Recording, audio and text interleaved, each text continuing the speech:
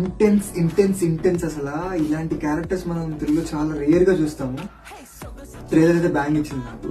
Actual గా అయితే నేను ముందు డ్యూటీకి వెళ్దాం అనుకున్నా దివాళీ రోజు, కానీ నా ప్రయారిటీ చేంజ్ అయిపోయింది. తెలుసు కదా వెళ్తాను ఇంకా.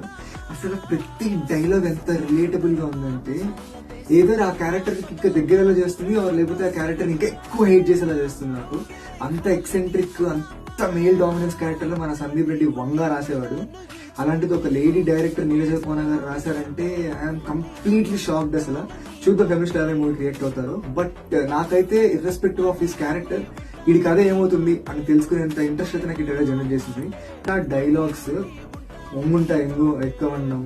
హర్ష డైలాగ్ అయితే పిచ్చ రిలేటబుల్. అసలు చెప్పి కొడితే దెబ్బ తక్కువ తగులుద్దా, ఇంకా ఎప్పుడు కొడతారని చెప్పి భయం ఇంకా ఎక్కువ పెరిగిద్ది అనగానే తమ్మన్ బ్యాక్గ్రౌండ్ స్కోర్ కొట్టాడమ్మా, క్రేజీ. అసలు తమ్మన్ కూడా ఒక కొత్త మోడ్ లో ఉన్నాడు. అదేంటో నాకు అర్థం కావట్లేదు, కానీ అక్కడక్కడ నాకు గ్రీకు వీరుడు బ్యాక్గ్రౌండ్ స్కోర్ గుర్తొచ్చింది.